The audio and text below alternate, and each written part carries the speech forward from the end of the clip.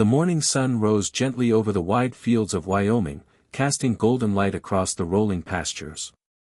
The ranch had always been a place of labor and survival, but for Emma Dawson, it had recently become a place of grief. She stood on the worn porch of her ranch house, cradling her 6-month-old baby boy, Samuel, against her chest. Just a year ago, she had stood there laughing with her husband, Daniel, watching the cattle graze while dreaming of the future they would build together.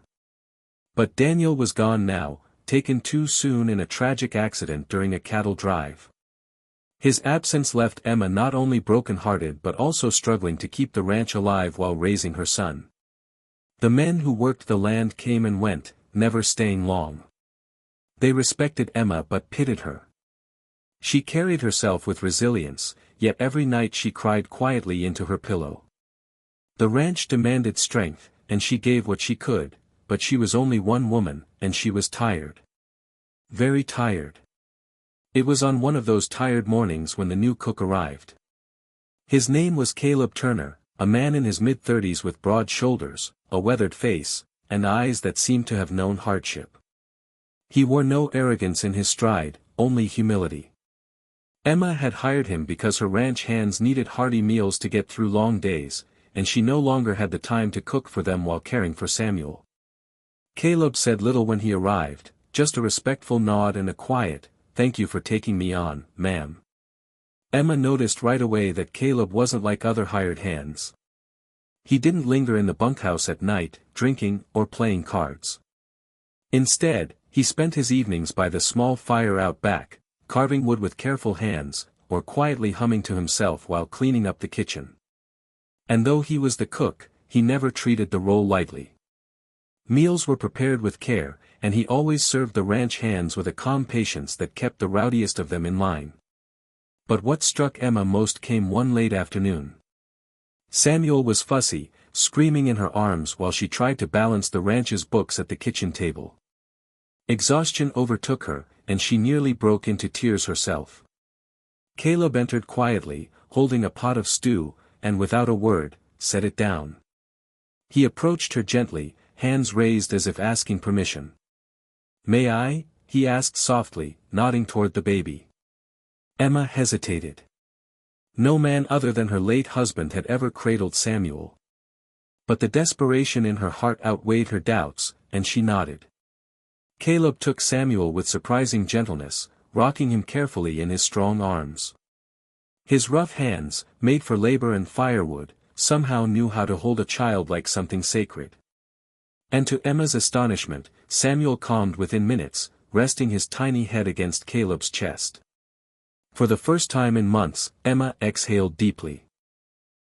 Days turned into weeks, and Emma began to notice how Samuel lit up whenever Caleb entered the room. The baby would kick and giggle, reaching for him with eager little arms. Caleb never refused. Whether he was stirring stew or carrying heavy sacks of flour, he'd pause and scoop Samuel up, humming softly while bouncing him on one hip. One evening, after the ranch hands had eaten and gone to their quarters, Emma walked into the kitchen to find Caleb sitting by the fire with Samuel asleep in his arms. He didn't notice her at first. His voice was low, speaking words not meant for anyone else. "You deserve to grow strong, little one," Caleb whispered. "You deserve to know a father's love, even if it's not from me." His eyes glistened as he looked down at the child. Emma froze. There was a depth in his voice that told her he carried his own burdens. Something in her heart stirred, a recognition of pain meeting pain. Curiosity grew. Late at night, after putting Samuel to bed, Emma found herself lingering near Caleb when he was alone. One night, she asked quietly, "Do you have children of your own?" Caleb paused for a long while before answering. His jaw tightened. "I did," he said finally. "A daughter. She and her mother were taken by fever years ago. I wasn't there when they passed. I was working a drive, chasing wages instead of being home. By the time I returned, it was too late." Emma's breath caught. The sorrow in his voice was raw, and yet he carried it with dignity. She wanted to reach out, to comfort him, but words failed her. Over the following weeks, something changed in the air between them. Caleb's presence wasn't just that of a cook. He repaired fences when storms knocked them down. He fixed the loose hinge on Samuel's crib without being asked. When Emma's hands blistered from mending saddles, he silently placed ointment on the table. And when Samuel took his first attempt at crawling across the wooden floor, it was Caleb's voice cheering him on beside Emma's laughter.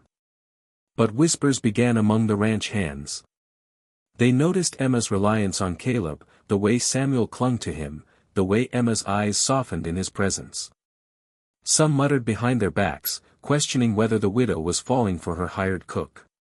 Emma heard the whispers and tried to ignore them, but shame crept into her heart. She didn't want to dishonor Daniel's memory, nor did she want gossip tarnishing the ranch's reputation. One evening, she confronted Caleb. "Maybe it's better if you leave after this season," she said, her voice steady but her heart trembling. Caleb looked at her long and hard. "If that's what you want, I'll go. But if you're sending me away because of what others say, then you're letting them decide what's best for you and Samuel." Emma's throat tightened. She wanted to argue, but Samuel's cry echoed from the other room. Caleb rose instinctively, heading toward the crib before she could. He lifted the baby with the same tenderness Daniel once had. Watching him, Emma's heart broke and healed at the same time. The turning point came one stormy night. A lightning strike spooked the cattle, sending them into a dangerous stampede. The ranch hands scrambled to contain them, and Emma, panicked, realized Samuel was still in the house alone. As she ran toward the porch, a burning branch from the lightning-struck tree fell, blocking the doorway. Flames spread quickly, trapping Samuel inside.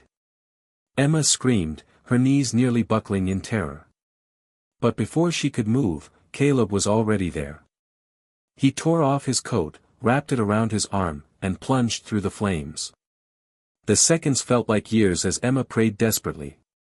Then Caleb emerged, coughing, his clothes singed, holding Samuel tight against his chest. The baby cried loudly but was safe. Emma rushed forward, tears streaming down her face. You saved him," she whispered, clutching Samuel. Her hands trembled as she looked at Caleb, his face blackened with smoke but his eyes burning with fierce protectiveness. "I'd do it again," he said hoarsely. "Every time." In that moment, Emma realized what her heart already knew. Caleb was more than a hired hand. He was a man who carried sorrow yet chose love. A man who had stepped into the emptiness her husband left, not to replace him, but to help her and Samuel survive. Months later, when spring bloomed across the pastures, the ranch felt different. Laughter returned to the house. Samuel grew stronger, learning to toddle on unsteady legs, often reaching first for Caleb's hands to steady him. Emma, once afraid of hope, allowed it to return. One quiet evening, after Samuel had fallen asleep, Emma and Caleb stood on the porch. The stars stretched endlessly above them. Emma's voice was soft, almost trembling. "I thought I'd never feel safe again. Never feel cared for." She looked at him, her eyes shining. "But you've shown me I was wrong." Caleb's hand hovered near hers, hesitant, as if afraid to cross a line.